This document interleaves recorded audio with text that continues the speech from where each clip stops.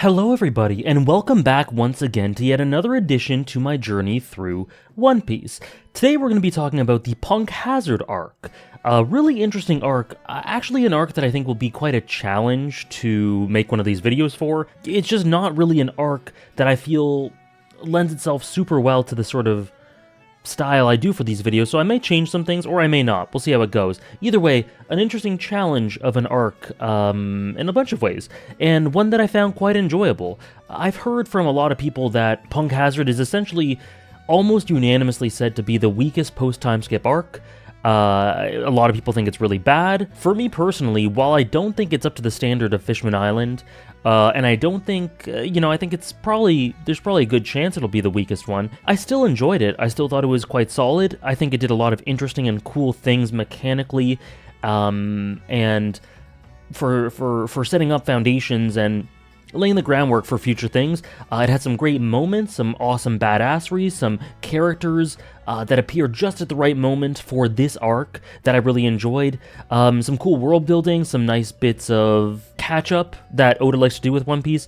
In general, I thought it was very solid. I thought it was a thoroughly engaging read and one that I will look back on fondly. So we'll get into the specifics, as always, through this video in whatever way I am able to do it. Just a reminder, if you would like to watch these streams live, I'm currently going through Dressrosa now. We're in Dressrosa after Punk Hazard. If you'd like to watch my read-through live, you can do so by following me on Twitch, where every single chapter is read live for you guys, and we interact with chat, and there's bits of insight, and it's lots of fun. If you'd like to support me on Patreon, that's very much appreciated, and you can do so.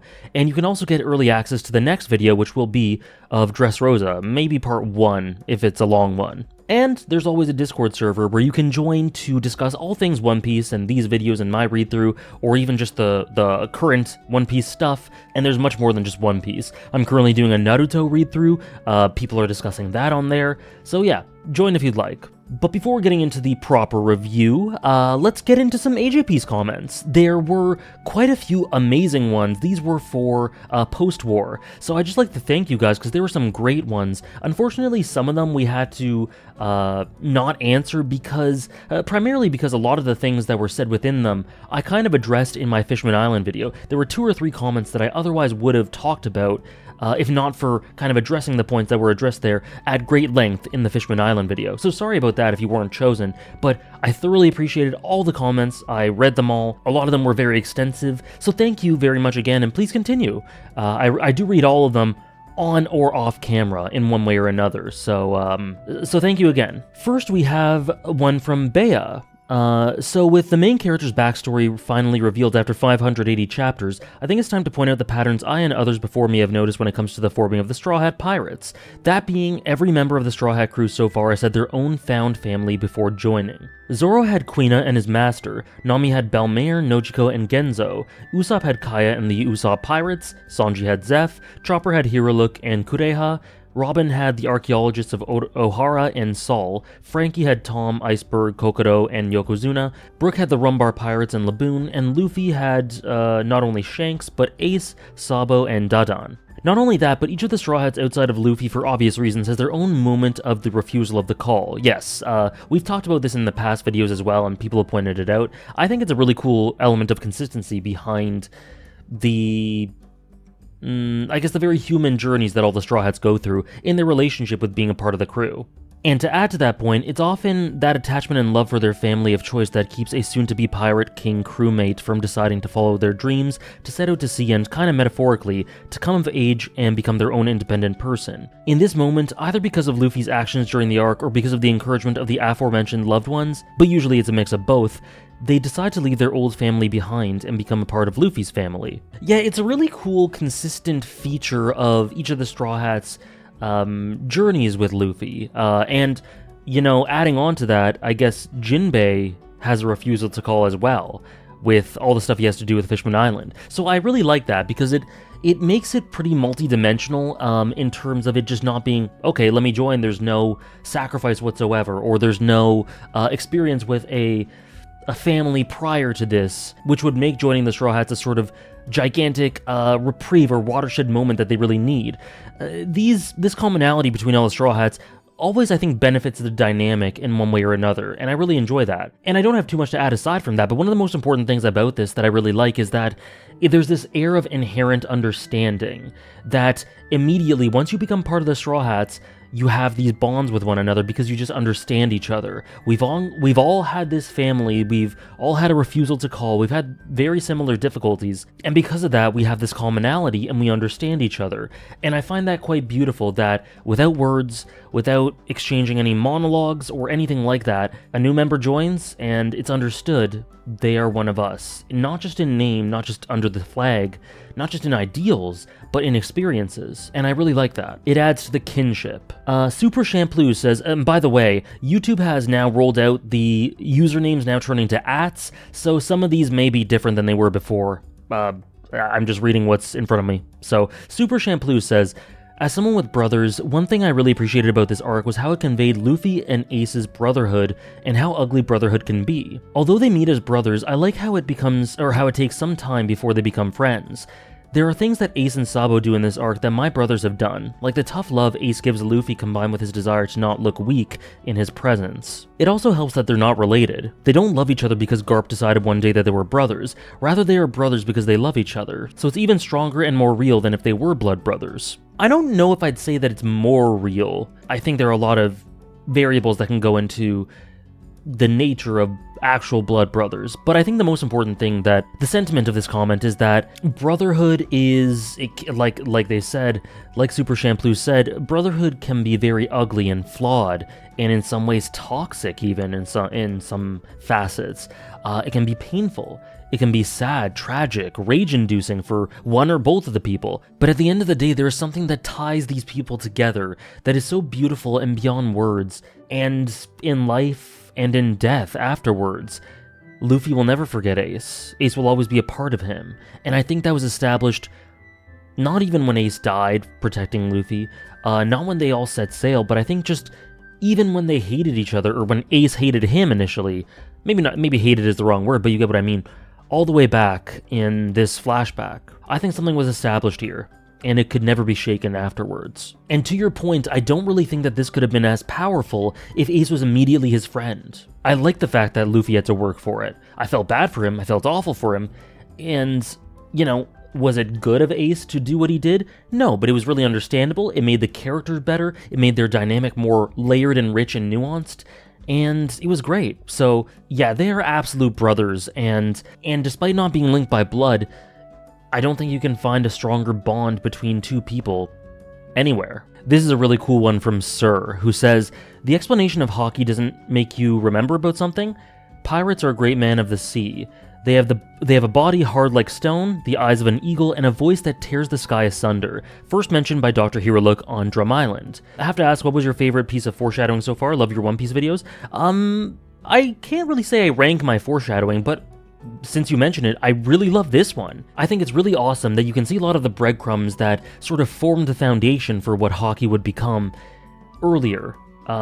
Even if we just saw like a glimpse of something akin to Conqueror's hockey, but this one's really cool because it really digs into the specifics of the different types, and how that can apply to pirates. I really love that, and I didn't know about it until it was pointed out here. I guess if I want to answer properly, another one of my favorite bits of foreshadowing would be Doflamingo and all the allusions to how he is a puppet master, his power, the way he has Bellamy on strings and Jaya, and how that sort of gradually extrapolates into the character he is in Dressrosa. I'm getting a bit ahead of myself, so sorry about that. But I think that a lot of the ways in which the earlier details of Doflamingo were presented to us were great bits of foreshadowing for his character.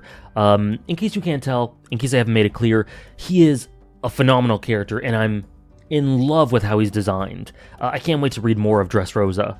TM says, post-war is the first time we get to truly understand Luffy as a person. Before this arc, we see this force of nature that is unrelenting and a constant ray of sunshine who would never give up.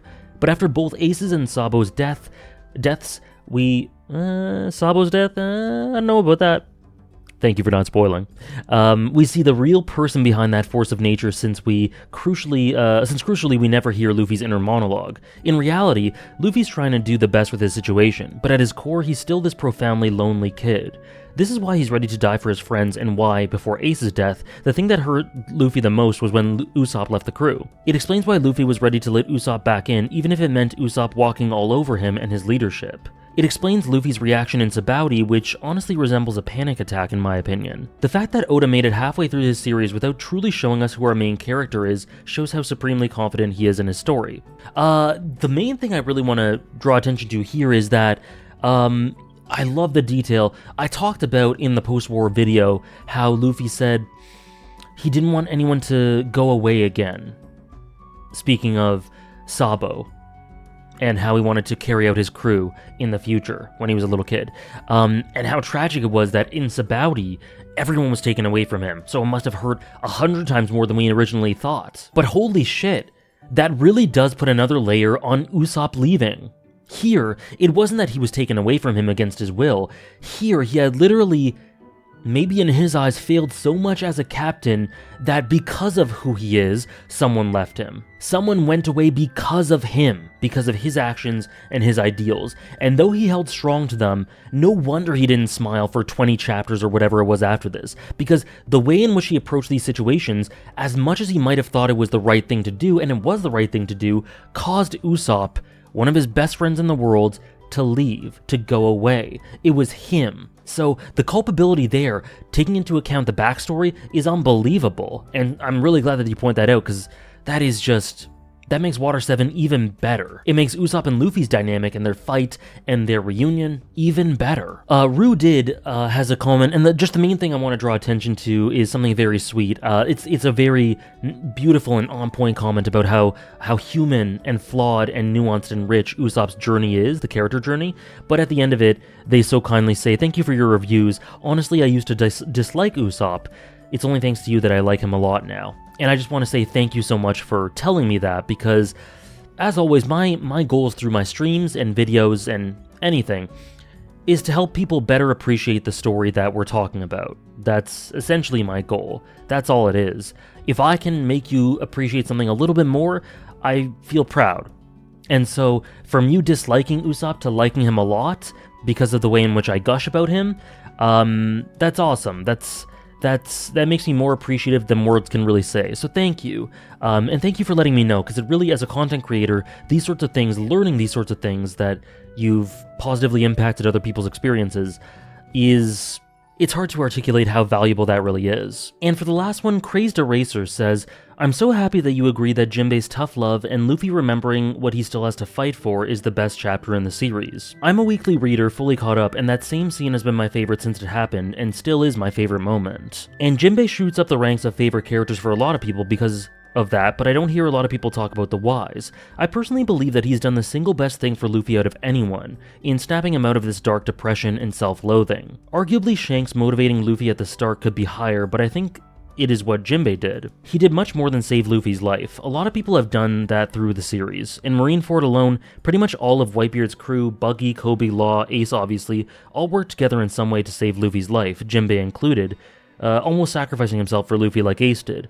But remember what Luffy said to Kobe all the way back at the start of the series. I'm paraphrasing here, but Luffy told him that if he were to die in pursuit of his dream, then, well, he dies, and he would be okay with that. It's very clear that Luffy would rather die in pursuit of his dreams than to live but give up on it. But after Marineford, after all of the despair of losing his crew and then losing Ace, he almost did give up. And Jinbei is the one that pulled him back and got him to remember that he still has people who love him and who he loves. He still has a reason to pursue his dream. Jinbei saved Luffy from a fate worse than death, and it's why he's my favorite character aside from Luffy himself. What a beautiful way to put that. The idea that, I mean, we all know this, but like, it's putting all these pieces together and then really contextualizing what Jinbei did for him really makes you understand how profound it was.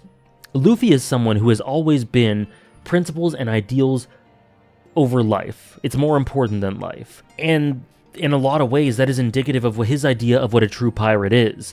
Now, if he had given up here, if he had given in to despair after Ace's death, decided not to keep pursuing his dream, not only would he have been suffering a fate worse than death, as you put it, which is something that Jinbei saves him from, but if we think of Shanks' promise, the promise he made to Shanks, he said he would meet him and give him back his hat and all that when he was a proper pirate. well, if he gives up here, he would never be able to fulfill that promise to Shanks. And I think that, in itself, is almost a fate worse than death. In so many ways, everything that Luffy is has to do with these ideals and these dreams. And for him to reach a point where he was so close to giving up on it, he is someone who has taken on lots of burdens just by the nature of who he is, as a byproduct of who he is. So not only would he be not fulfilling all those hopes that he took on, but he would be disappointing himself, disappointing the young boy who wanted to become a proper pirate, who wanted to fulfill these promises.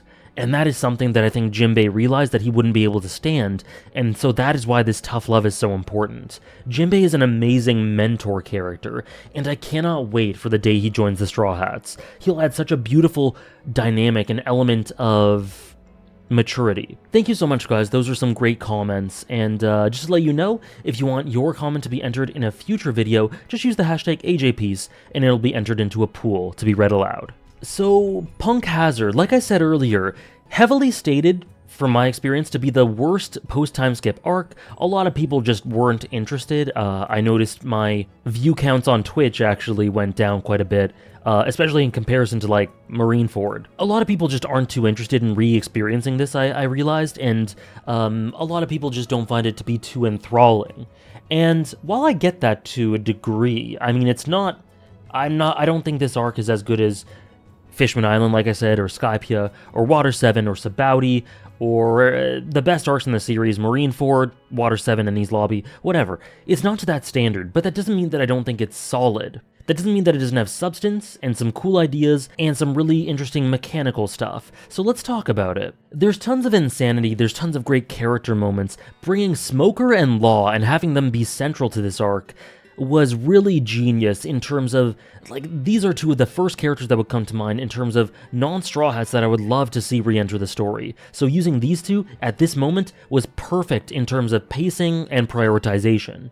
It's a nice juggling of the cast, it's a great setup for a lot of stuff. The arc itself doesn't really have tons of emotion. It has lots of terrifying and dark and emotional concepts, but I don't think they're done in a way that Oda really tries to make you tear up. It's not a huge tearjerker of an arc. There's no hugely crescendoing emotional climax like a lot of the arcs tend to have, and I think that's fine. I wouldn't say that's an insult against it. I would just say that the goal here is quite a bit different. It's not the most cohesive arc in that I do think there's some themes tackled here and some interesting things that it does, but I don't think it merges together in the most cohesive way, like especially after one of the most cohesively thematic arcs in the series in Fishman Island, compared to Skypiea, compared to Jaya, Syrup Village.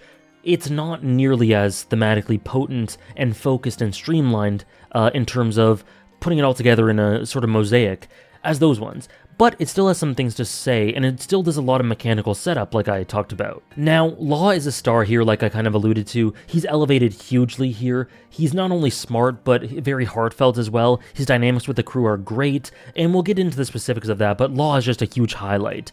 Smoker and Tashigi are back here, and if I'm being honest, despite Smoker being back, I would have liked a bit more internalization for him. I don't think this was done perfectly, but I still liked having him back, and I think it elevated him a decent bit, and he had a couple of really great moments, so that's great.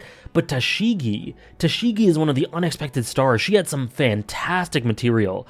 This Punk Hazard is, I think, Tashigi's best arc. There's some great stuff for her throughout this that we'll draw attention to. Chopper has a lot of great stuff this arc as well. And through the kids who were experimented on and enlarged, and that horrible, horrible dark treatment, just devastatingly dark, we see some great maternal stuff from Nami, which I really enjoyed, kind of channeling Belmare a little bit, which I think is just so beautiful. And then we have Monet, a character that I did not think much about until right at the very end, where she is fully willing to die for Doflamingo, and he seems a bit shaken up by that, and she is too, and she doesn't seem to like doing it, but nonetheless has no second thoughts. It really makes you think. It's such a powerful scene where she fully gives herself up for Doflamingo. Is she indoctrinated? Did Doflamingo end up being her savior in some way, and is that why she's willing to give everything up for him? I would hazard a guess at the second one, but nonetheless, Monet is super interesting and made me think a lot of Doflamingo's bonds with other people. It really props Doflamingo up in terms of authority and sentiment as well. And there's an interesting way you can sort of contrast his treatment of his subordinates with the Straw Hats. The Straw Hats are seeming to be willing to die for Luffy's dream. While not believing they actually will, they'll put their lives on the line for Luffy's dream. That's their oath. But Doflamingo's subordinates seem to be doing, in a very literal way, exactly that. So it's an interesting parallel. Not to say that they're the same, because there's tons of huge differences, but they're foils of one another in that way. Interesting contrast. Like, take the sacrifices for Doflamingo from Monet, Virgo to an extent, and take the Straw Hats throughout this arc, Brook, Usopp, Chopper, all declaring that Luffy is going to be king of the pirates and he is their captain, and etc.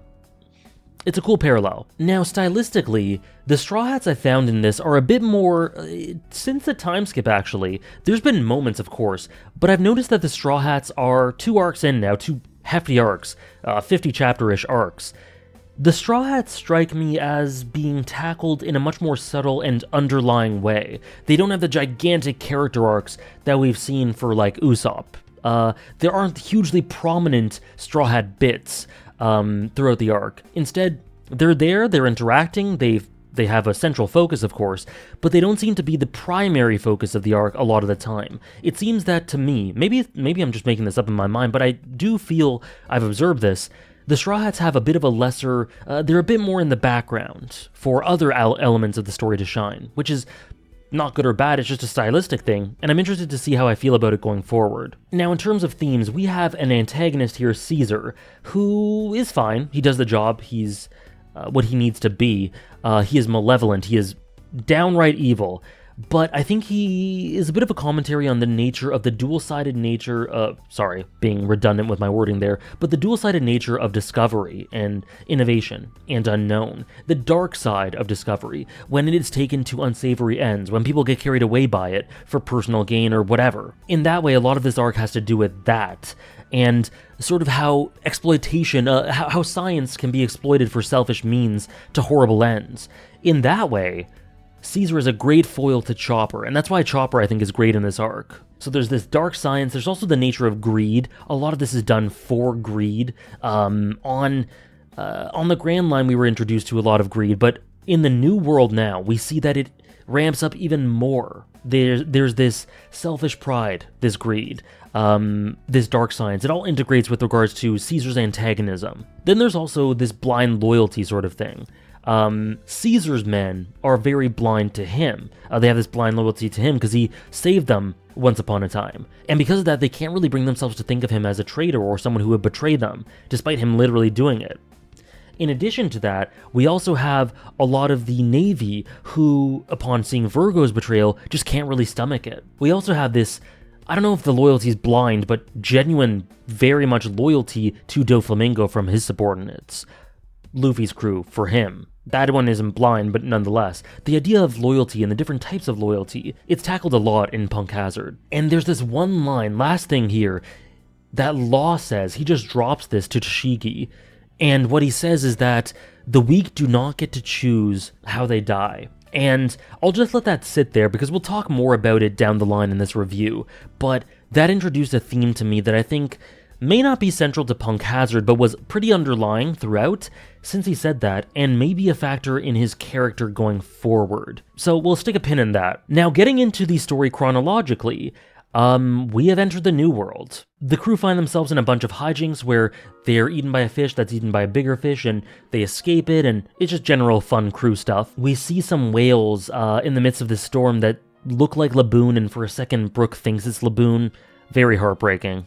But in one of Brook's best moments post-time skip, actually, he begins playing Bing Sake to the whales here, being able to connect with them. And because they appreciate it so much, they ferry them to the New World.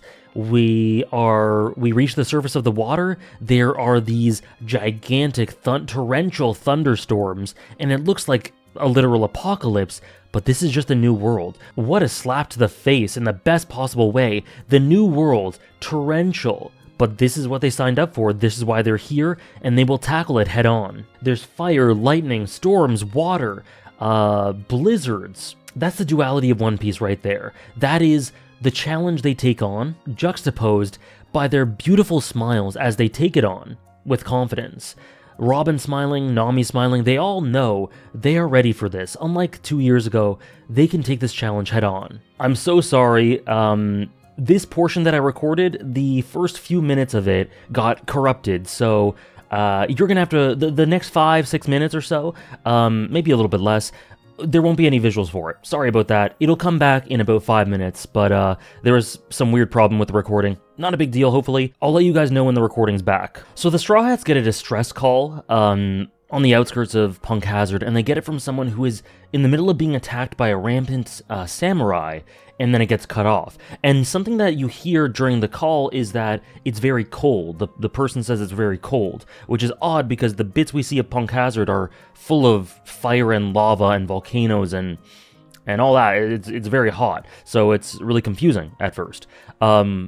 And I love the reason for why it is cold, but we'll get to that in a bit. So they choose randomly, and Luffy goes with Zoro, Robin, and Usopp to Punk Hazard to investigate whatever's going on. They then explore a little bit, and they find that there is a dragon there. They see that this is the ruins of what was once a world government base, and they find a dragon there. And the dragon talks. And at the same time, we cut and we see that Smoker is approaching Punk Hazard, searching for Luffy, as he has been doing this whole time. So, insane start to the arc. Also worth mentioning that Smoker, we see in the back, his crew, his unit, G5, like I mentioned before, they are just torturing. They're torturing pirates, they're doing all sorts of stuff, and it's an interesting wrinkle on his, sort of the grayness of his morality. Back with Luffy and co, they defeat the dragon. The dragon had been asking who they are, they defeat the dragon. The rest of the crew back at the Sunny are taken captive by some mysterious figures, everyone except for Brook, because Brook was presumed to be a dead body. And then after defeating the dragon, the crew sees, and then back with the rest of the crew, after defeating the dragon, they see a pair of legs that just starts running away on its own. Punk Hazard is insane. But once they explore Punk Hazard a bit more, they see that this is actually basically half fire, half ice. And we learn later, I'll just talk about it now, that this is the result of Aokiji versus Akainu's fight on Punk Hazard. And this is something that I think was foreshadowed earlier on, very subtly. When I first saw Ace's power, I thought that he would definitely fight Aokiji because fire versus ice, that's pretty much all there was to it.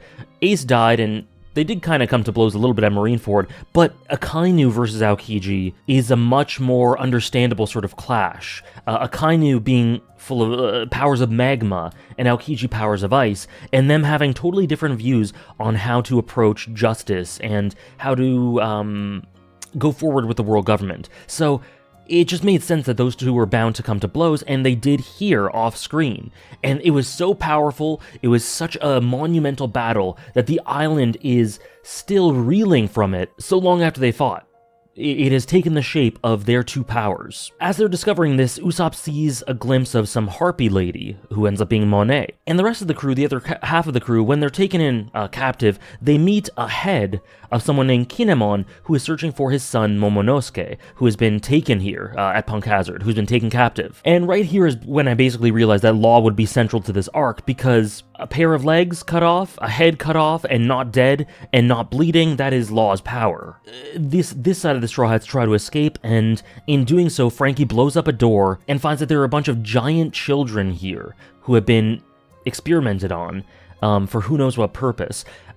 We'll get into the purpose later, but just this alone, this visual, and the implication, the very clear implication of what's going on here, it makes it clear that the subject matter of this arc is extremely dark. It's clear that experiments are being done on these kids for the purpose of scientific progress at best, and at worst, using them as tools. And basically, it ends up leaning much more towards the worst side of the coin. But they decide, obviously, our Straw Hats decide that they want to free them. Nami especially is very, very concerned with ensuring that they are saved. And it's really cool to see her maternal side. I really love that side of her because it sort of shows how she drifts towards elements of Belmer's character. She's embodying that, inheriting her will in multiple ways, and so I really like that. Also, Chopper, who I think Punk Hazard does a lot of great things for Chopper, but Chopper later on especially, which we'll get into, is very concerned with trying to help these kids. We then get introduced to the primary antagonist of this arc, who right now is just this blob of gaseous goop, who ends up being Caesar, of course, but he's wondering about the Marines, the Straw Hats, them approaching the island, and if he can continue to carry on his plans. He kind of ponders about Vegapunk a little bit, which is sort of the precursor to the... I can just talk about it a little bit now. Okay, the visual should be back now. Anyways, I'll continue. So Caesar has this inferiority complex with regards to Dr. Vegapunk. There's an element of competition between them, and because of that competition, it inspires a lot of darkness. That is... I'm not saying that he was corrupted, because he clearly was a horrible person to start with, but it sort of stimulated him. It was the kind of the catalyst for him to do all sorts of horrid things with using essentially Punk Hazard and these experiments on the kids and these experiments on all these other people as a sort of testing ground and an audition to export all these weapons and these biological weapons, this science, this dark science, across the world, across the seas, to anyone who would be willing to take it. Other pirates who would need these sorts of weapons. So it's a really cool bit of world building about the dark underbelly of the New World. We see the sort of rough and tumble dark side of the New World, of piracy in general throughout the series, but here is a sort of more underground aspect of it, and I really like that. I think it's very natural. This sort of thing is naturally going to be in the setting, and it's cool to see the dynamics behind it and the character-based dynamics behind it. Brook, in the meantime, finds himself face-to-face somewhat with the body of a samurai, and it tries to confront him. He kind of runs away. That's going on in the background, while at the same time, Nami's side of the coin, with Chopper and Frankie and Sanji, are fighting to free these children. Meanwhile, though, in one of the most hype moments of the arc, Smoker enters a building on Punk Hazard. He rings a doorbell, and who answers but Trafalgar Law, which 2 or 3 chapters ago, it was pretty obvious that it was him that it was going to be central to this arc because of all the stuff going on with the sliced off body parts. But nonetheless, so cool. He's changed his character design a little bit. He looks as raw and awesome as ever, and I was super hyped when he revealed himself for the first time post-time skip. And it said that he donated or sent 100 hearts of pirates to the world government, and because of this, he has become a warlord. He has gained this influence. It's clear there's a plan here for why he wants this influence and what he's going to do with it and what's going on with him. And we don't know that at this point, obviously, but it's just so cool to have tons of Trafalgar Law details just thrown at me after I've been craving them for ages. He's been alluded to, hinted at, we see glimpses, but here's where we start getting actual focus, and I was really hyped about this because he's one of the characters on the top of my wish list with regards to characters I want to be fleshed out, along with Doflamingo. Throughout all of this, Nami and Chopper continue to try to rescue the kids who are just... there are lapses in their memory, or they seem to be overtaken by this addiction to this candy they have. It's a horrible, horrible exploitative operation going on here. It's genuinely very disturbing. Meanwhile, Sanji kind of strikes up a bit of a funny dynamic with the samurai head, Kinemon, but they have a nice dynamic. Sanji continuously through the arc has some good stuff with him where he pushes him to try to find his son.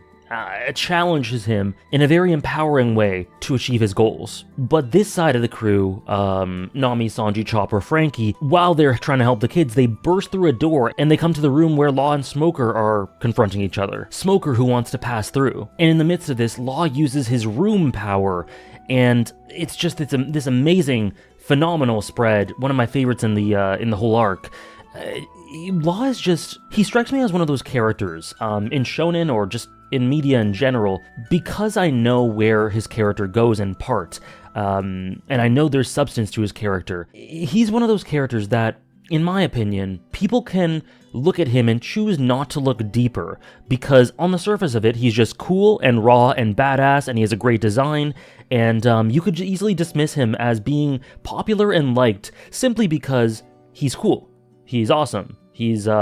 He inspires that little teenager inside of you that loves cool fictional characters, you know? But at the same time, I think that he can easily be dismissed. The substance behind him can easily be dismissed because of that, because people don't look deeper and just assume, oh, he's just cool. He's just raw. He's just badass. When there's much more there. So he strikes me as one of those characters. Another of them would be Levi from Attack on Titan. Another would be Gojo from Jujutsu Kaisen for me. I think he goes into that category because, yes, these characters they have tons of style, but they also have tons of substance that I think some people sometimes tend to dismiss. Anyways, Smoker and Law are about to throw down. Luffy's side of the coin are getting into trouble with some creatures, with some centaurs. It's worth noting, Punk Hazard is full of crazy creatures, tons of mixes of body parts and different torsos and different parts of animals and humans and whatever, due to the experiments of Caesar. And Luffy, Zoro, Robin, and Usopp are running into trouble because of it, and Brook comes out of nowhere and kind of rescues them. Really awesome little moment for him. There's some more crew hijinks here as they decide that they need winter coats and they want to get them from some of the creatures here. And at the same time, Law takes on Smoker and the Marines and fends them off, essentially. He overpowers them. But at the same time, he switches the hearts of some of the crew members. So we have Frankie's heart switched with Chopper's and Nami's with Sanji's, meaning that they are essentially body swapped. And this leads to some interesting developments later on. During all of this, Tashigi tries to attack Law, who easily overpowers her, and we again have some really interesting stuff for her, as she is once again reminded that this is a world in which she has to fight tooth and nail for authority, to have strength, to overpower others, and it is not an easy path, and there will be others who look down on her, for multiple reasons, chief among them being that she is a woman. And she's cut in half by Law, and she tells him to finish her off, not wanting to be looked down upon or treated with any softness, to the point of death. Again, ideals and conviction over death for a One Piece character. In a really interesting way for her. This was a ton of substance for Tashigi, and I really liked it. So she asked him, begged him, kill me. You've overpowered me, you've earned the right, so kill me. Don't treat me in a way different from how you would treat any other random person. And Law says something really interesting. He says that weaklings cannot choose how they die. So on one hand, he's not honoring her request, but on the other, he's not infantilizing her by pretending that the reason he's doing this doesn't have huge basis in the fact that she is weaker than him. He admits her weakness. He's very forthright about that, and I enjoy it because there's a weird sort of respect there. Either way, it's a really cool line for Tashigi to hear, and for Law to say. I imagine there's a ton of subtext there, and context, that I need to understand the full reason for why he says that. But it adds more and more to the mosaic that is Trafalgar Law. Ultimately, Luffy and the other side of the crew get Brownbeard. They find Brownbeard and they get him to carry them across the Arctic. They have warm clothes too, and they're trying to make their way to the other side of the crew. Meanwhile, Monet, who has been keeping an eye on them, goes back to Caesar, in gas form, of course, at this point, and talks about the movements of the Straw Hats. Smoker kind of ponders why Luffy is on Punk Hazard at all in the middle of his fight with Law before he's overpowered by Law and his heart is apparently stolen, and Luffy walks in right when that happens and is very happy to see Law because of all the help he's given him 2 years prior to the time skip. And Luffy kind of disarms, he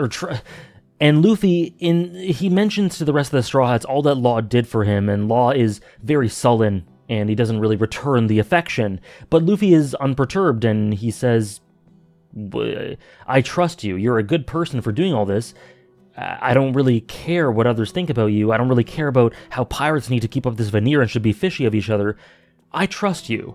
And there's all this chaos happening with the Marines and Smoker and Tashigi and trying to care for Smoker, and Law just says, I'll meet you at the other side of the library, or we should meet there, and Luffy agrees. Ultimately, both sides of the Straw Hats meet and reunite, and Luffy, who has been carrying Kinamon's legs, is able to give him back to him, kind of reluctantly, and Kinemon explains about Momonosuke. He's searching for his son Momonosuke.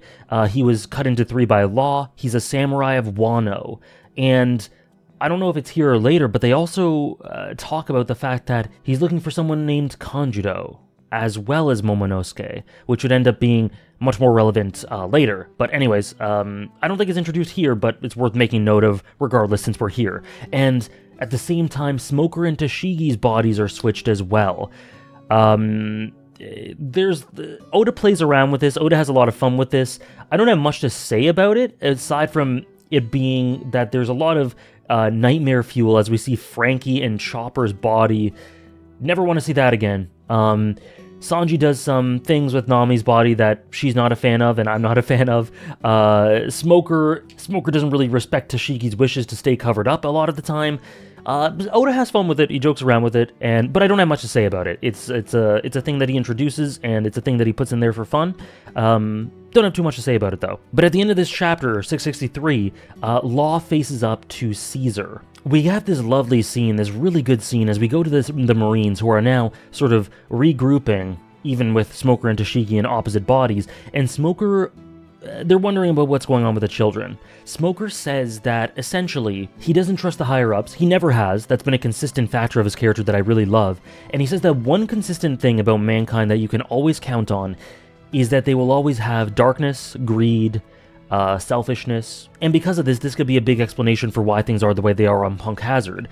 It's a really great quote from him. It fits with his character. I just like the sentiment a lot. It's appropriate for the world of One Piece, and it really ends up being true. We get a bit of a lore drop from Brownbeard with the Straw Hats as well, as we learn that the worst generation, the supernovas, have wreaked havoc across the sea after the power vacuum that was created after Whitebeard died. Though he says that Law was an exception. Law was doing other stuff. He wasn't doing what the rest of them were doing.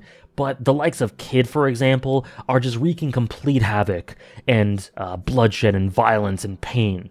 Brownbeard specifically lost his legs due to Hawkins, and he ended up here on Punk Hazard. And he says that this place was once very lush, full of greenery. But Vegapunk used it for experiments, science experiments for the world government, and essentially caused a bunch of harm and blew it up and led to this place not thriving anymore. And that's why there are abandoned labs throughout the island.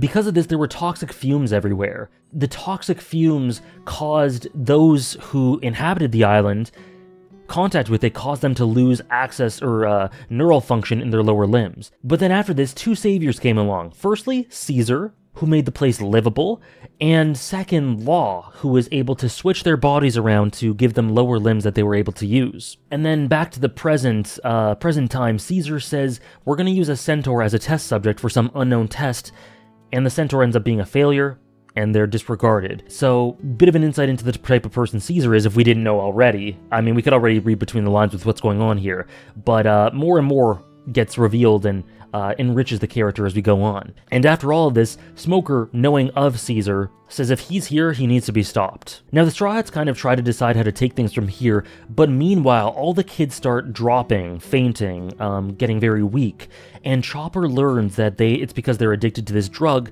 called NHC-10.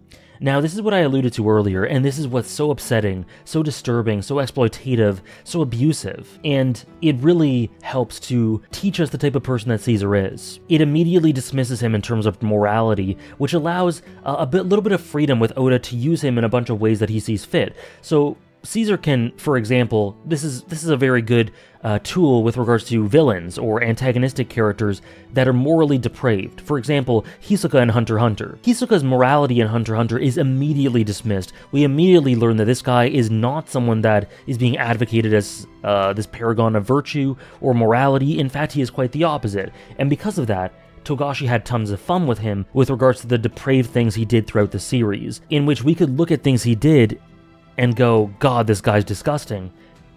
But we could love to hate him, rather than go, oh God, why is this story showing this sort of stuff? Because we know that it condemns him. Same thing here. Caesar can do tons of silliness and over-the-top things that may even get a wry chuckle out of you, but at the same time, you know that Oda is completely dismissing him as a person in terms of his morality. And so that helps us to get this extra layer of entertainment out of him. But anyways, these children are going berserk out of withdrawal. It's horrible. It's horrific. But anyways, these children are going berserk because of their withdrawal. It's horrific. And they do their best to subdue them without harming them, but it's a really tough task. And at the same time, the Yeti Cool Brothers, these assassins, show up and they take in Zoro, Brook, and Sanji. They've taken them captive. They then report that they've killed at least a couple of them, to Caesar, which we know isn't true, obviously. And Caesar kind of deliberates and decides what to do with the Straw Hats and Law and Smoker and the Marines and everything. And he does this with Monet and Law, who seems to have some sort of uneasy alliance with Caesar. Now we get some information about how Law came to be here and how he came to have this alliance with Caesar. He essentially needed to not be found. He needed to hide somewhere where log poses couldn't find him. And so he said, listen, we can strike up a deal here. I won't bother you, you won't bother me. I'm trying to avoid my boss, who is said to be Joker. But the implication is that Law is just biding his time. This is something of necessity for him rather than loyalty. And this ends up being the case as he very soon leaves. He dispatches of some of Caesar's men, and he says something very interesting. He says that, I'm free to go wherever I wish. And that's a really interesting line, again another one that I feel I need some more context for, but nonetheless it makes you think, it makes you wonder, and that in combination with the earlier line of, the weak cannot decide how to die. If he's free to do whatever he wants and go wherever he wishes, I guess he would be the inverse of that? I don't know, there's clearly more context there and I don't have the full picture, but it's definitely interesting thought food. Meanwhile, the Yeti Cool brothers kidnap Nami, and Usopp and Frankie together go to save her, but notably Frankie is in Chopper's body, and he ends up using the monster point and going berserk and he's unable to control it, which is a nice bit of subtext to the power that Chopper has, how he's gotten stronger and able to control it, both mentally and physically, I guess. Frankie just going berserk immediately when trying to use it to save Nami really shows how strong Chopper's gotten with regards to controlling it.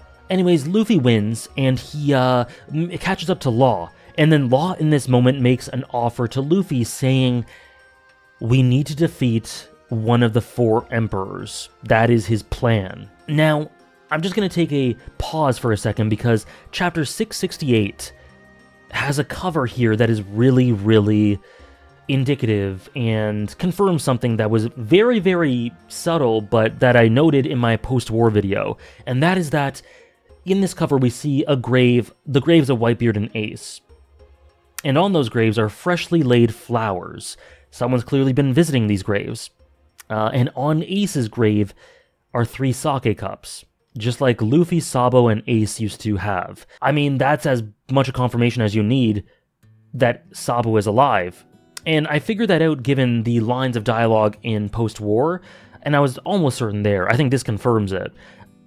And what I love about this is they're tiny details. It rewards paying attention, and this rewards once again paying attention to the cover stories, because if you just skip through it, you would have no idea unless you really had a lot of confidence in the earlier lines in post-war, in which case fair enough, but you know what I mean. So I just love that. I love that had me staring at the cover for a good couple of minutes.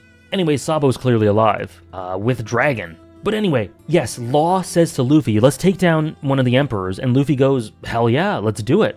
And here I was sort of speculating about the order in which they'd be taken down. You know, I was thinking maybe Big Mom first, then Kaido, then Blackbeard, but for some reason here, I was being really dumb, I assumed that Luffy wouldn't take down Shanks. But obviously that's not the case at all. In fact, that is what he seems to relish most, defeating Shanks, and what better way to prove yourself to be a proper pirate and fulfill that promise than by defeating him. So, beautiful, beautiful stuff there. This doesn't get revealed until later that Luffy wants to defeat Shanks, but here I was just like, okay, so they're not going to fight Shanks, so who could it be? And if they fight multiple, what order would it be? That was a bit of a miss on my part. Anyways, Law returns Frankie and Chopper to their bodies, so no more nightmare fuel in terms of that, and the group kind of gets together and says what their objectives are, which are to save the children, to defeat Caesar, and defeat him and kidnap him because Law wants him kidnapped. And they also need to find the samurai, also Momonosuke as well. Meanwhile, the Marines have their own conflicts with the creatures of this land, and at the same time, a bunch of Caesar's subordinates release this gigantic slime monster that immediately seems to kill them. Meanwhile, Zoro, Sanji, and Brook find the samurai that they've been looking for after being kidnapped and held captive by the Yeti Cool brothers, and Caesar explains this slime creature. This was created from the chemical weapon explosion from 4 years prior. Sorry, I'm just reading this just to make sure I got my details straight. As well as the sort of gas that's characteristic of Punk Hazard. This is all a result of the explosion from 4 years ago from Dr. Vegapunk's stuff, according to what the backstory here. And meanwhile, from one end, the G5 Marines are trying to get in and take down Caesar. From the other, so are the Straw Hats and Law. And by the way, can I just say, there are tons of awesome interactions between Law and the Straw Hats. He joins, I guess, not permanently, obviously, he's not an official Straw Hat, but he joins and is immediately taken aback by the silliness of Luffy, by how unserious they are. Chopper plays around with him and it's really cute. I just really love that dynamic between Law and the Straw Hats. Luffy comes into contact with Smoker and Tashigi, and he sees that Smoker's in Tashigi's body, and vice versa. And he finds that funny, and he says something that kind of strikes Tashigi in the heart and in the pride, and sort of damages her pride, which is that, Smoker, I'll fight you, but only when you're at your best, which is not going to be in Tashigi's body. And of course, that could be just owing to the fact that Smoker wants to be in the body that he's used to. But imagine hearing that from Tashigi, right? That's gotta hurt. Now, it's a bit chaotic, it's a bit hard to understand exactly what's going on for me personally, but during this, the slime is revealed to be able to travel across the island and completely annihilating everything it touches. It destroys a boat, it is extremely dangerous as it's traveling across, and Caesar says that this is part of this gigantic sort of experiment that will emulate the poison gas explosion.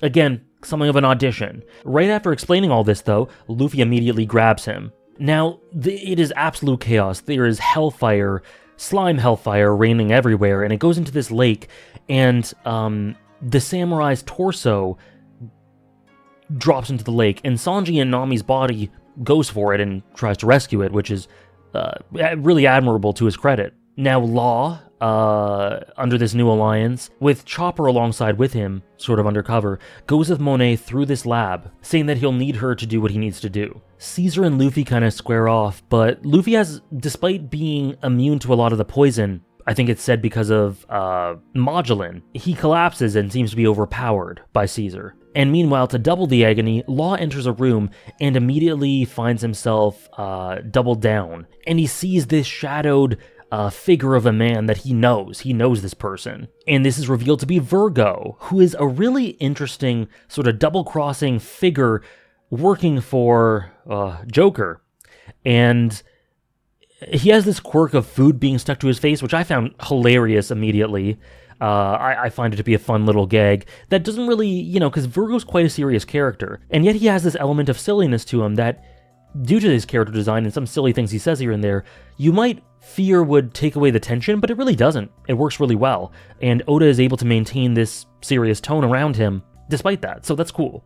But he very much overpowers Law, at the same time that Caesar overpowers a great deal of our crew, and the Marines, and Tashigi and Smoker, and all that. And Sanji continues his really cool dynamic with Kinemon, as he grabs our new samurai friend's torso and helps him completely be reconstructed. He had his legs before, now he has his full body, and he is completely together now. He is introduced as Kinemon of Foxfire, and he completely disintegrates the slime around them. And he proves himself to be very capable now that he's put together. And from here, Oda takes a moment to sort of look at the wide scope of the world in the middle of Punk Hazard here, as we see the parents of a lot of the kidnapped children who are devastated at what's going on and wondering what's happened. They ask an officer of the Marines, of the Navy, what's going on with their children, and he said that they've died in some horrible accident, but they know that's full of shit. But then they think that's really out there and unbelievable, but yet it was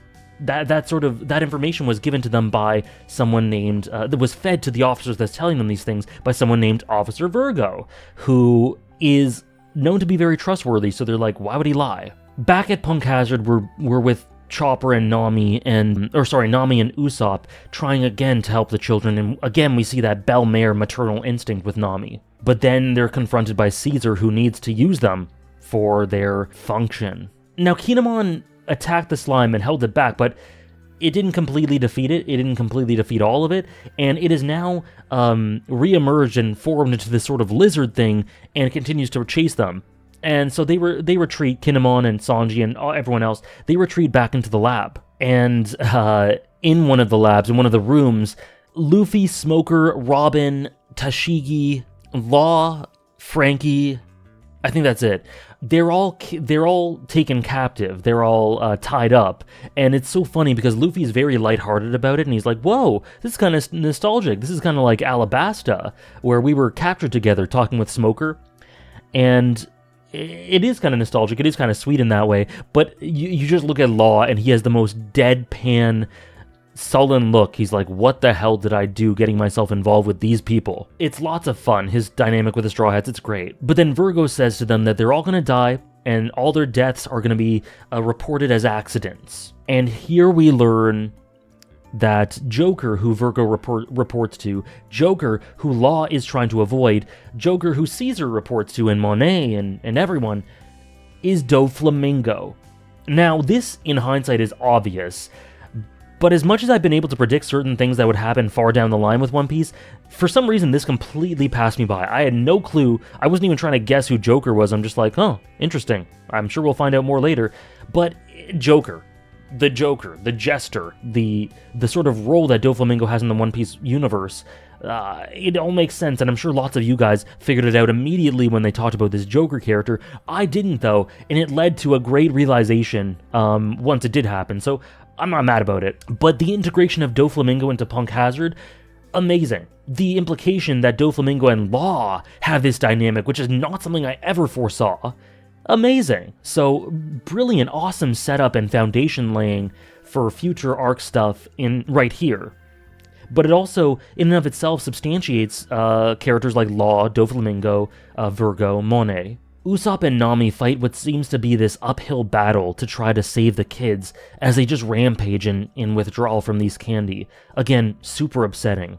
I don't have a ton to say about it aside from what I've already said, but it continues to be very effective, very disturbing, and really nailing home the depravity of Caesar. Brownbeard kinda comes in the nick of time and rescues them, but Caesar overpowers them all. And from this point, he goes into this airship and he broadcasts himself, streams himself across the world to all these potential buyers. And this is the audition. This is him demonstrating the weapon that he's created for anyone who would like to purchase it to use it for their ends. There's this great amount of pragmatism and coldness here, but also a great amount of depravity. Like, it's a mix of really cool, self-serving pragmatism and pride, wanting to overcome the ghost of Vegapunk and surpass this person he has an inferiority complex to, also wanting to prop himself up in the world materially through the finances, but also just the thing that he's financing is absolutely horrible. So just lots of really cool additive things that indirectly help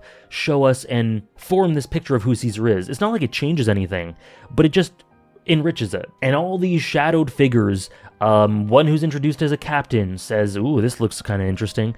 I imagine some of them are familiar faces, some Supernova, some of the worst generation, but some I didn't recognize, so maybe this is hints visually to some characters we'll see down the line. But what Caesar is clear to emphasize is that these weapons are far beyond anything the world's government can produce. They're better than the world government. Better than Vegapunk? Now, Caesar then uses the kids and tries to get them back into the lab by giving them the candy or offering them the candy, but one kid, Mocha, fights beyond measure against this impulse and does what she can to protect the other kids as well, fighting herself at the same time.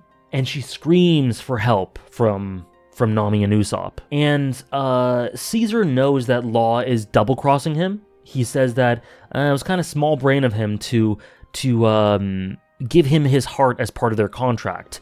And he's talking with Monet, Caesar's talking with Monet and Virgo about their plans going forward and how he doesn't trust Law, and he thinks Law is being stupid because of this. Little does he know, long story short, Law switched the heart. The long story short is, specifics aside, that heart is not Law's, and he is ahead of him every step of the way. In fact, that heart, if I remember correctly, ends up being Monet's. And what he threatens him with doesn't end up being Law's heart at all. But we'll get to that later.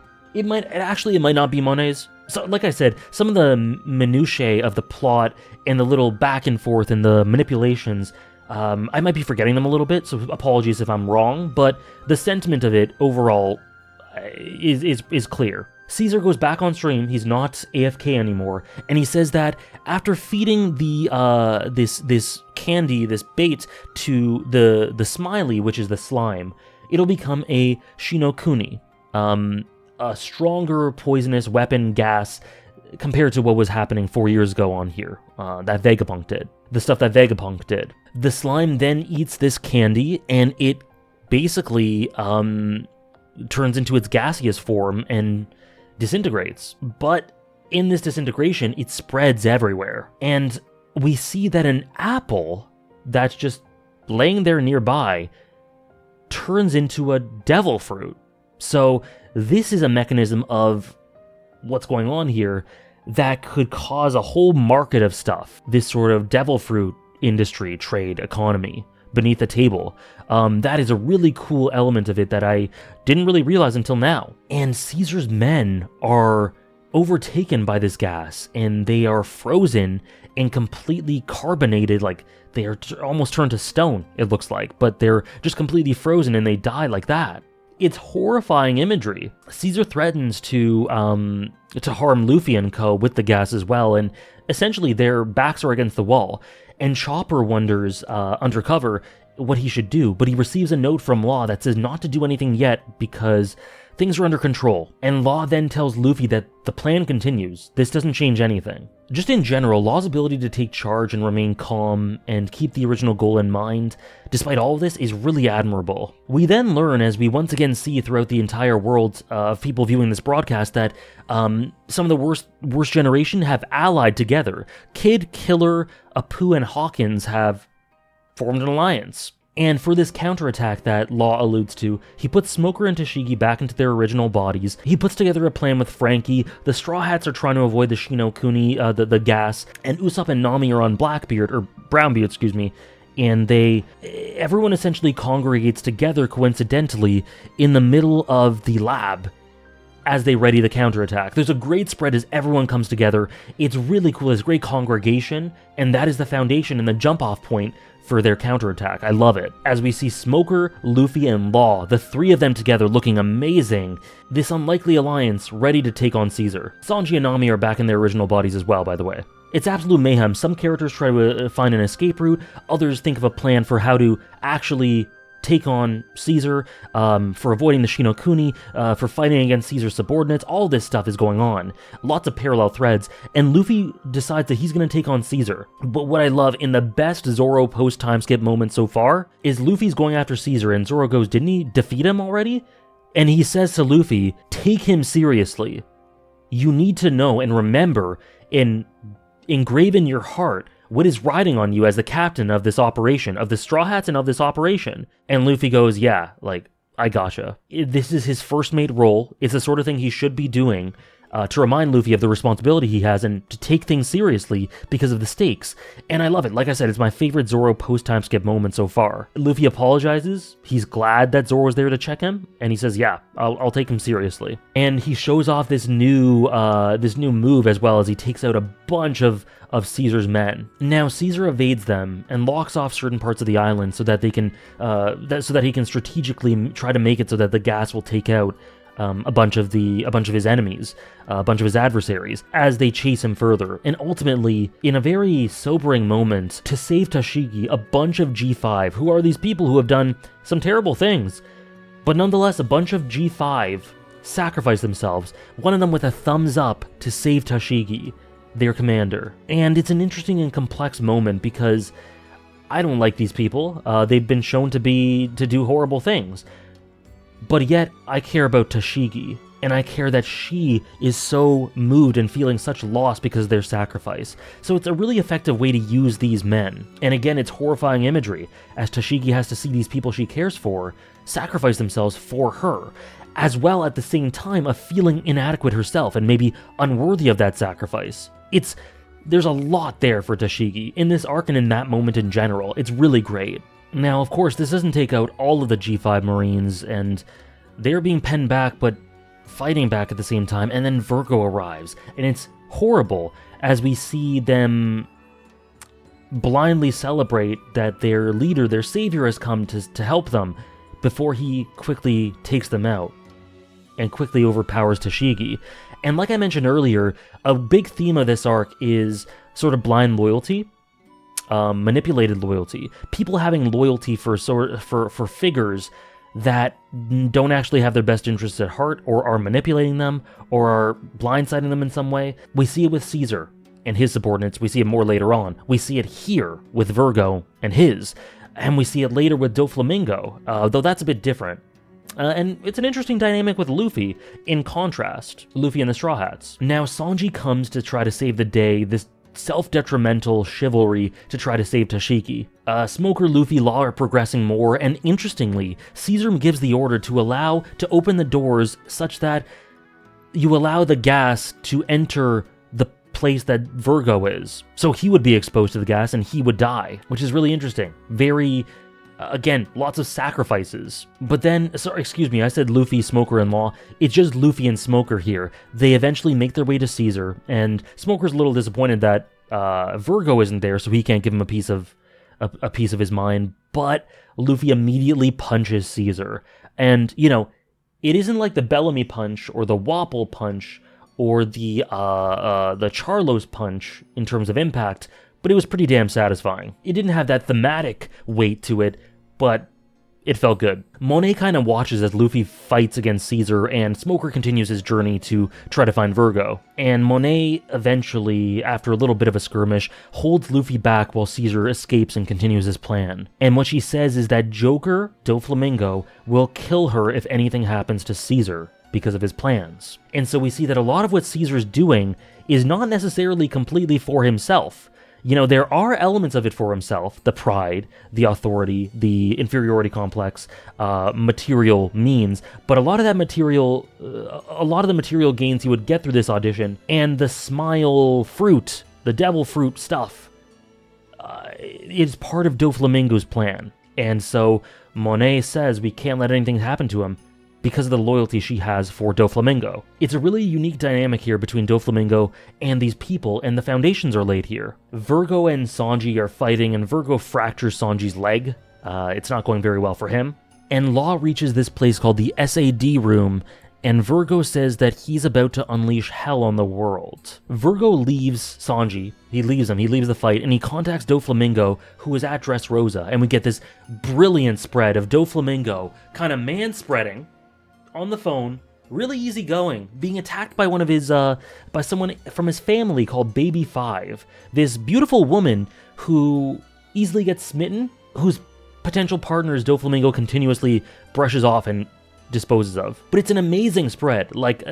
This spread from Doflamingo shows this authority. He completely, it's great composition and artistry from Oda to tell us a lot without words, but through illustrations about Doflamingo and in this new place. So this place, Dressrosa, Doflamingo is clearly at home here. He is clearly in control. He has this authority, but it's very laid back. It's not uptight. He's very laid back. He's just relaxing. He feels that he has this authority and that it's not going to be taken from him at all, despite some complications on Caesar's end. And that tells you about the sort of ease that Doflamingo feels of his power. Yet he's still sadistic. He's still incredibly twisted, but it's a laid-back sort of relaxed nature to it. Now, Doflamingo tells Virgo that he has to kill Law because Law's trying to disrupt whatever they're planning, and he also sends two of his people, Baby 5 and Buffalo, to help to this end. Now, Nami and crew take down this dragon that is after them, and Nami also notices that Chopper is really doing his utmost to try to protect the children, and while they're rampaging, he's in his monster point form trying to stop them. And we then get a cut to a scene where one of the children asks one of Caesar's subordinates about what happened to the other child named Momonosuke, who entered a forbidden room before and turned into a dragon. Monet, in trying to hold Luffy back, holds him down in a basement. And meanwhile, Mocha, along with Chopper and the rest of the Straw Hats, is trying to protect the candy from the kids to make sure that they don't eat it. And Monet appears and tries to manipulate the situation by telling Monet to not be greedy and let the other children have it as well. Law and Virgo have a back and forth skirmish, and essentially Virgo overpowers Law, and there seems to be a bit of a history between them through the way in which they interact, but regardless, Virgo has the momentum, and he seems to be about to finish things off, And then Smoker appears. And it is go time. It is personal. And it's kind of a battle of ideals here. Someone who would betray the Marines, act as this double agent, and someone who, despite being very gray in a lot of ways, tries his best to follow his own path of justice and do what's right. So Smoker and Virgo begin their fight, and Smoker gets this really awesome line where he goes that that Virgo isn't laying a finger on his soldiers. Beautiful little line, very simple, very Smoker, very true to the man, and despite the rough edges around him, he will never change in that way, in that care, in that heart. So I really like that. Caesar gaslights his men into thinking that the explosion was Vegapunks 4 years ago, but it is revealed through a mini flashback or a recalling that it was actually Caesar. The poisonous bomb was Caesar's, so there is no element of inferiority complex with regards to the bomb specifically, because he was the one who did it in the first place. Maybe that was the core of the reason he did it in the first place, but the stuff he's doing now is not trying to usurp that one from 4 years ago, because it's Vegapunks. It's just trying to be stronger to improve. Luffy then runs into a small dragon who can talk, who ends up being Momonosuke. And I do want to just draw attention to a couple of really cool little details. Virgo talks about Smoker and Tashigi and how they're going to die here, and he says that their disappearance would just be another false report, which is a pretty chilling and haunting line.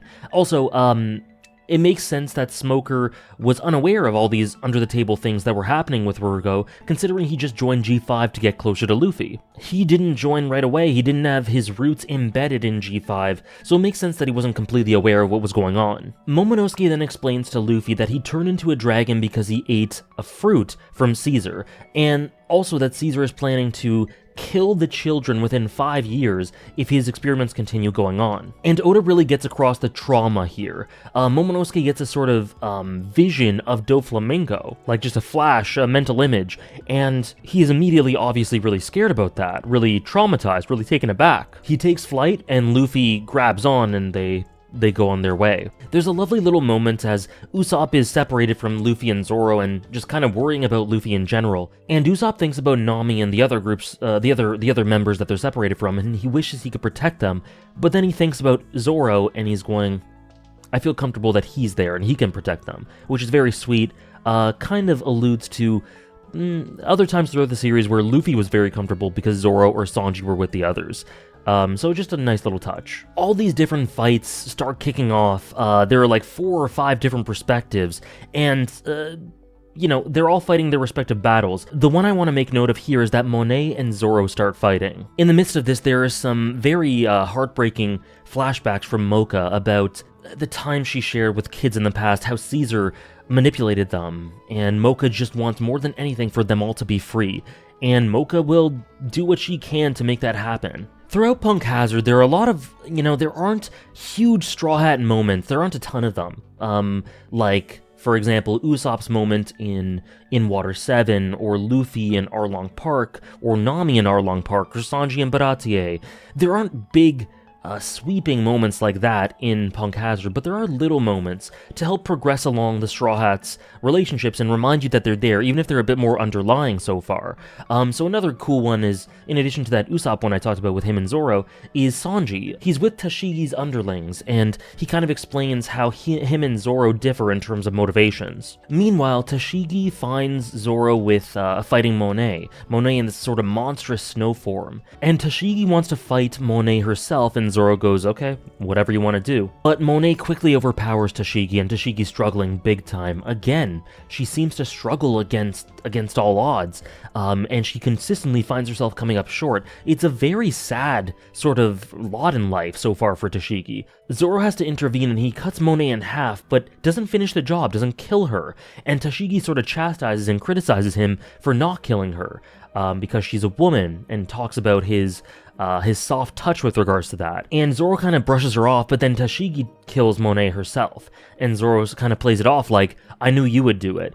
But Tashigi's right, he's still not doing it. Regardless of him thinking that Tashigi would do it, why leave it to that if he was capable of that? The answer is he's not. and Tashigi's right, so it's an interesting thing to make note of. Zoro does not treat women like equals. He goes easy on them, he isn't willing to kill them, and he defends them all the time. And Tashigi criticizes Zoro for this, and it's a good dynamic. Despite it being kind of fun, and they have this banter, there is the depth of the Quina aspect, and there's the sort of intuitiveness and great observations that Tashigi makes with regards to Zoro's attitude towards women. So it's a really good dynamic, and I like it a lot. I'm glad that it shined here. But Zoro carries Tashigi. He has to run with her, like, draping over his back because they have to run away from the poison. Mocha then has to swallow all of the candy to prevent the children from having it, which worries Chopper a ton. And there's a beautiful little exchange here, and Chopper ultimately goes, "Our captain is going to be king of the pirates." And I love the ways in which this is alluded to throughout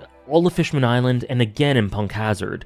That belief being underlined once more is, I think, really necessary. I think it happens 3 times with Brook, Chopper, and Usopp, I believe, throughout Punk Hazard, to continue the affirmation through Fishman Island that we got. This is great stuff for Chopper. Considering his dream to heal the whole world and do away with pain, him seeing this, and also contrasting him with someone like Caesar, it really throws him into sharp relief and helps elevate him. I really liked Chopper's role in Punk Hazard. It's really good. Luffy then joins the fray with Momonosuke, and then we have this tragic scene where Brownbeard accuses Caesar of killing his men, and Caesar brushes it off with an excuse, but it's really just posturing. He says he didn't receive their distress call, but he did and just left them to die outside. And what's horrible here is that Brownbeard is trying to reveal the truth of who Caesar is to all, but he's shot with a muscle relaxant, so he's unable to do it, powerless to do it. And so those watching on don't know what he's about to say. But right when Caesar's about to try to finish him off, Luffy jumps in and continues the fight with Caesar. Now, Caesar says that if Luffy defeats him, he'll have the 4 emperors and Doflamingo after him, because the operations here are things that the 4 emperors and Doflamingo are dependent on. So they'll be upset with Luffy if he interrupts that. Luffy just calmly listens and ultimately thinks back at all that he's heard that Caesar's done and lands one more punch here, and this one is amazing. Fantastic spread, more impact from before, tons of power behind it. And he has this calmness and this maturity, and yet this conviction to take Caesar down. I love the sort of mix of experience, maturity, and yet that same old Luffy conviction. And Luffy just wails on him from here on. The Straw Hats all go their respective ways. Kinemon's worried that Momonosuke has been killed in this scramble. Knowing that he's a dragon, he's worried about him, justifiably. And then in the SAD production room, Virgo gets the upper hand on Smoker, but Law gets his heart back due to Smoker being this distraction. And Law calls Doflamingo and says that he's gonna defeat Virgo. Doflamingo doesn't believe him, but then Law slashes Virgo in 2, and in so doing, completely cuts the mountain in half. Amazing, amazing illustrations to really illustrate the true power of Law. And with this, Law tells Doflamingo that he's here to destroy the foundation and the gears of the new world permanently. Cutting these mountains has caused the gas to seep in, so there's more danger for those in the facility. There's a nice little touch as Zoro is told by those around him as he meets up with the rest of the crew that he's going the wrong way as he's carrying Tashigi, which was a fun little detail. And so Virgo is defeated by Law, obviously, but still alive because of the op fruit, and he tells Law that he will not succeed in defeating Doflamingo because he is not aware of his true past. Now that is a gigantic hook. That in itself tells us that we're going to get a backstory for Doflamingo, and that is so enticing. I mean, I kind of knew that we would get something, we would get more detail for him, but I didn't know it would be this explicitly said right here. So, in the next arc probably, I can't imagine that we're not going to get a huge Doflamingo drop, and I can't wait for that. Caesar gaslights his men into letting the gas in, and then merges with the Shinokuni to kill his men as a kind of example to Luffy. Again, their loyalty to him is what bites them. This blind loyalty, this detrimental loyalty. Now, Luffy, being strategic, is running away from Caesar, but not to run, because there are some people around Usopp at this time that are going, Luffy's fleeing, and Usopp says no. He would never run, knowing who Luffy is, and he ends up being right, as Luffy eventually turns around and gets ready to use the Gear 3. In front of all the people who this is being streamed to, the potential prospective buyers, Luffy defeats Caesar in front of everyone. Usopp overtakes the control room and navigates and guides everyone to where they have to go. Everyone kind of gathers up together, and Law is upset at Luffy because he didn't follow the plan being that they had to capture Caesar. Instead, Luffy just punched him, defeated him, and he ran off. So he can't use him as a hostage for Doflamingo anymore. Meanwhile, Baby 5 and Buffalo are on their way to the crew, and they find Caesar unconscious, and they're about to take him back, but then Frankie confronts them, thinking that they're just a random bird, because Buffalo, did I mention it? Buffalo has a really interesting design. I'm not sure how he functions as a human being. How does he live? Now, what's important to make note of is that Caesar has what he believes is Law's heart. Meanwhile, Kinemon has become petrified due to the gas, and Momonosuke, seeing his father, is obviously very concerned for him. As the lab kind of falls apart, it's cataclysmic, Monet gives Doflamingo a call, and it's the most interesting demeanor we've seen Doflamingo have. It's really interesting. He tells her that Virgo and Caesar have been defeated, and he apologizes for being kind of cruel to her before. And there's a sort of, I obviously can't hear the voice, but there's a sort of gentle tone there. Now, there is a button that will, in the lab, that will allow Caesar to survive, but that will kill her. And Doflamingo asks her to push it. He says, I'm going to ask you to do this. And I say ask, but it almost was like a gentle request, a gentle demand, because she says, I'm already there, willing to completely give up her life for Doflamingo. So the nature of this relationship is really interesting. These people are willing to give their everything to him. And I don't know if it's because Doflamingo demands that of them, or if they want to do it, or both. The specifics I'm not sure of, but their relationship is really, really interesting. And Doflamingo says goodbye to her, and it really seems like there's genuine weight to his words here. And he bonds with Monet. He has this relationship with her as she is willing to die for him, but she still is requested to die for him.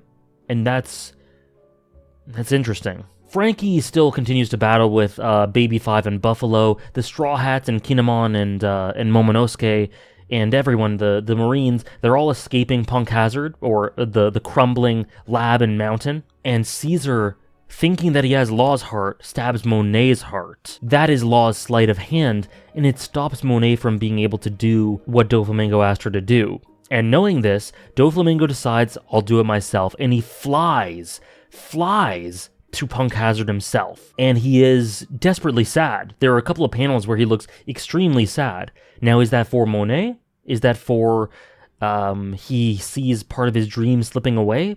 Or both, again? It's really interesting. We've seen a lot of his ideals, we've seen him posture, we've seen him speechify, a lot of really interesting things, but this is the first time I feel like I'm getting to know Doflamingo, the core of him as a person. Now, the rest of the Straw Hats go to back up Frankie, and Law is about to take them out, and he's about to take the responsibility for himself, but Usopp and Nami want to do it themselves, and Luffy tells Law, don't worry, they're strong. They're on my crew for a reason. And I love that. It shows that he has full trust in them, and he's also kind of allowing and ushering Law in to see what he sees and see the beauty of them. And although Law isn't a Straw Hat, obviously, he kind of is an honorary one in the way that Luffy is letting him see the beauty of the crew. And there's a lovely panel as Zoro shows some faith in Usopp, which, for me, as someone who's loved their sort of underlying subtle dynamic as Zoro watched over Usopp's journey throughout the entire story, I love that. Now, out in the middle of the sea, this figure cloaked in shadow wakes up and starts making his way towards Punk Hazard. In the meantime, Brook has broken Kinemon's petrification into pieces, and he ends up being fine, and him and Momonosuke are reunited. Law has helped the children, they're now healed, and Tashigi will be taking care of them for the time being. And everyone's kind of celebrating. Sanji cooks, they have a party, as is the proper One Piece custom. And it's really funny because Law says, okay, we gotta go after Doflamingo, like he has a lot of urgency, and Luffy goes like, and then he goes to party. Law really has to, like, there's no way that this is going to change, so he's either got to sink or swim when it comes to these Straw Hat customs. And then he talks to Smoker, and through their conversation we see that not only has Luffy agreed to take on one of the Emperors, but he wants to take on all four, like I alluded to earlier.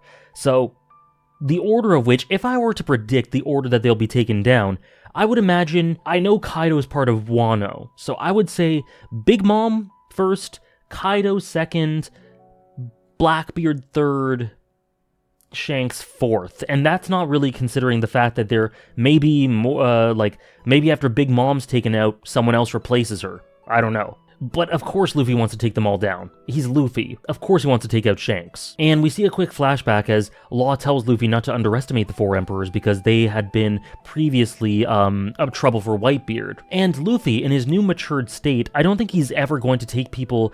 I think he's grown out of the part of his life where he didn't take these sorts of things seriously. Of course, here and there he needs to be checked by people like Zoro, but all in all, I think he understands the gravity of this. And now...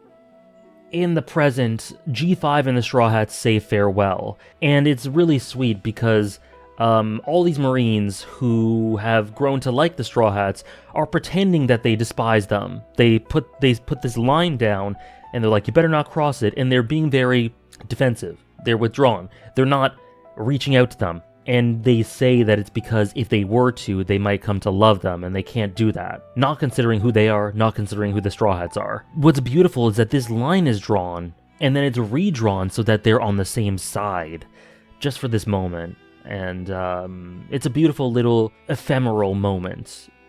Things can't always be this way, but in spirit and right now, it can. But what's key is that Smoker, in all of this, does not cross the line. Smoker is on his own. He grapples with himself, his own sense of justice, his loyalties, the Straw Hats, as he's always done, and I'm glad he does, because he obviously feels this connection to Luffy and the Straw Hats, but he also feels this connection to his ideals and the original justice he served, and his internal battle with that is one of the biggest draws of his character, and what I love about him.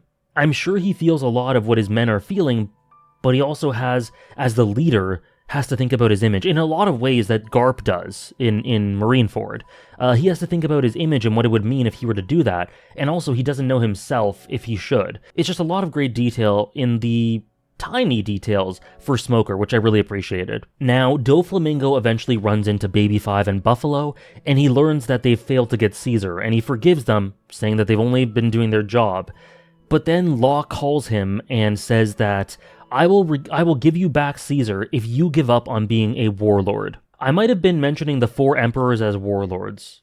Hopefully not, but I'm correcting myself right now if I did that. In addition to telling him that he has to quit the warlords, he also says that Kaido will completely come and destroy him if he doesn't. So it's kind of an ultimatum. Now the Straw Hats set out from Punk Hazard to Dressrosa, and the rest of the crew learn of Luffy's desire to defeat the four warlords, or the four emperors, which not all of them are fans of, which is understandable given the type of people on the crew and the goal that Luffy is trying to do. Now, we also learn that Kinemon and Momonosuke, one of their old comrades, Konjudo, is being held captive on Dressrosa, so they are coming with them, with the Straw Hats, to get him back. And also, they mentioned that they were on Zou, an island called Zou.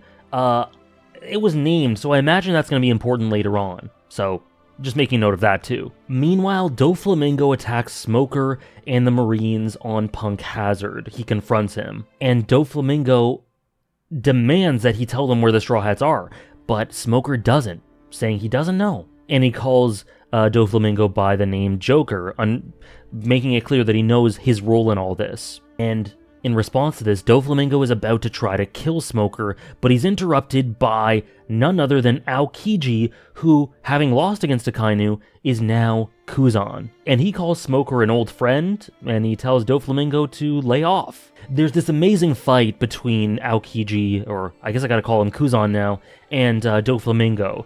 Just beautiful illustrations with the ice. Doflamingo's frozen, breaks out of it. There's a huge back and forth. It looks beautiful and very intense. And then Doflamingo retreats with Baby 5 and Buffalo, but he asks Kuzan who he really is. And I imagine that has to do with something more abstract. Where do his allegiances lie now that he is who he is? What's he trying to do here? Is he part of the Marines? Is he part of the world government? Do his allegiances still lie there? Or is he doing his own thing? He's always been a bit different, and I've always been so interested in him. And so Doflamingo seems to be as well. So I'm glad he asked that question, because I imagine just because that question's being asked, that Oda will tackle that later on. And to that end, the question is brought up among the Marines, is Kuzan a part of the underworld? We go back to the Sunny, and there are some nice, fun, vibrant dynamics between the Straw Hats. Chopper and Usopp being really funny. Momonosuke's cozying up to the women, to the jealousy of the men. And they're just fun dynamics all across, which is cool. A nice little bit of a come down after Punk Hazard, after such intensity. The next morning, they learn through getting the newspaper that Doflamingo has quit his role as warlord.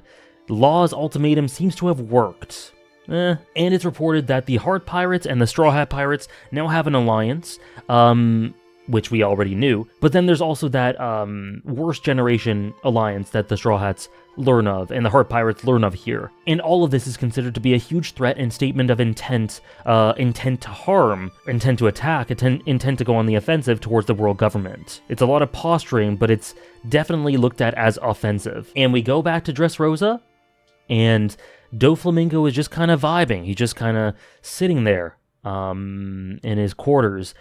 And the phone rings, and he answers it, and that is where we leave off. And it's stated that the people of Dressrosa are extremely confused about Doflamingo's apparent resignation. So the stage is set for the next arc, which is Dressrosa, and my god, the hooks here. Doflamingo, Law, backstory, the stuff with Kanjudo, which is really interesting. Just learning the culture of Dressrosa in general.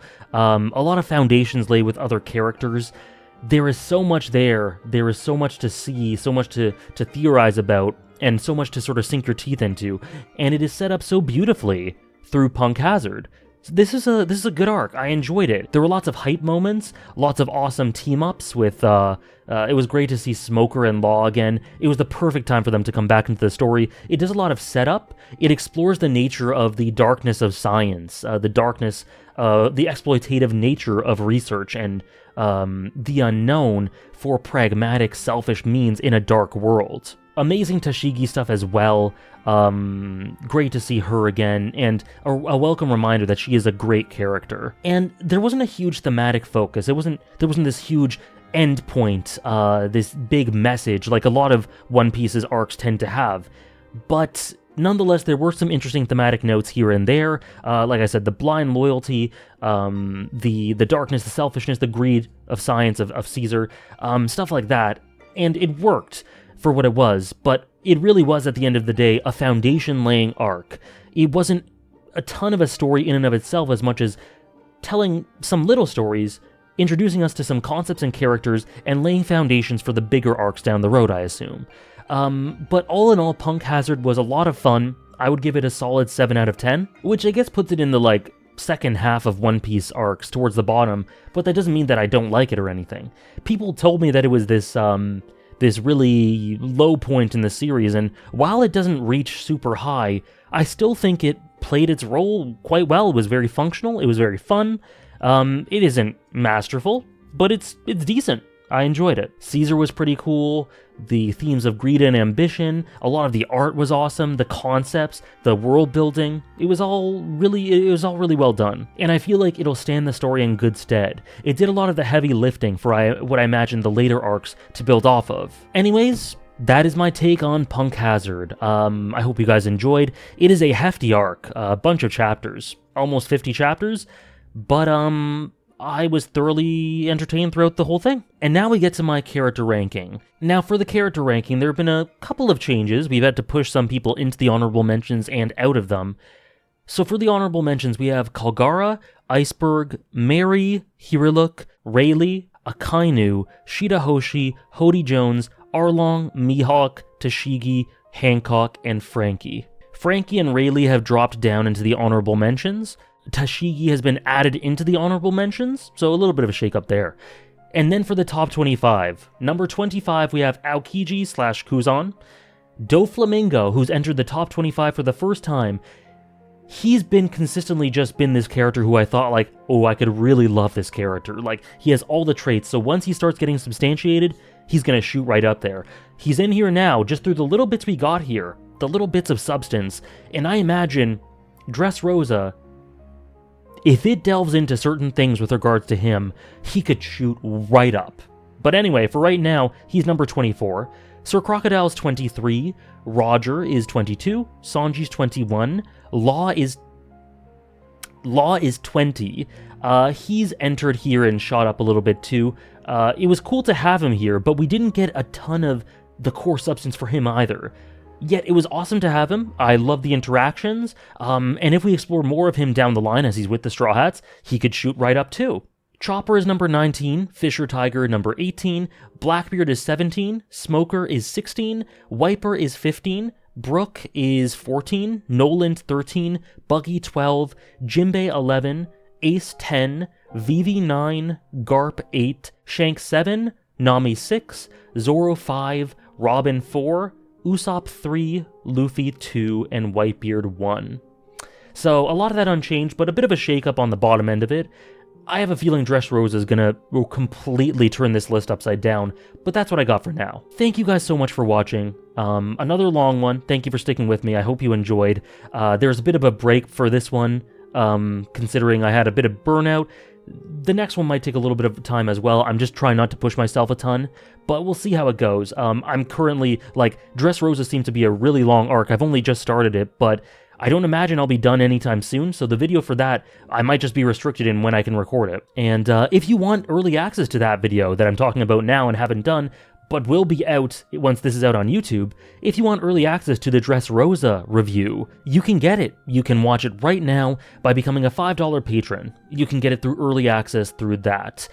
Just so you're aware, there are some VODs of my Naruto watching streams, some One Piece streams, Marineford, Post-War, some Fishman Island, that will be available on Patreon for $10 patrons as well, if you're interested in that. These VODs are not able to be saved on Twitch, nor able to be put on YouTube, so if you're interested, you can go check those out. They're obscured, of course, because of fair use, but they're there. If you would like to watch me continue my read-through the series, continue through Dressrosa and beyond, you can do so by following me on Twitch, where every single chapter will be read as we inch our way towards catching up with the series. And once we do, are we going to do it weekly? Am I going to let them stack for a few weeks and then do them in a bunch? I don't know, but we're slowly making our way there. You can also follow me on Twitch if you want to see me go through Naruto for the first time. I'm thoroughly enjoying that series as well. It's been amazing. We'll be doing Bleach after Naruto as well. If you'd like to join the Discord to discuss all things One Piece and tons of other series, you can do so with a link in the description and pinned comment. And I think that's all I got. Thank you guys so much. Punk Hazard, solid arc. Can't wait to see what we have with Dressrosa. I think that one could be shaping up to be amazing. We'll see you guys in the next one, and thank you so much for watching.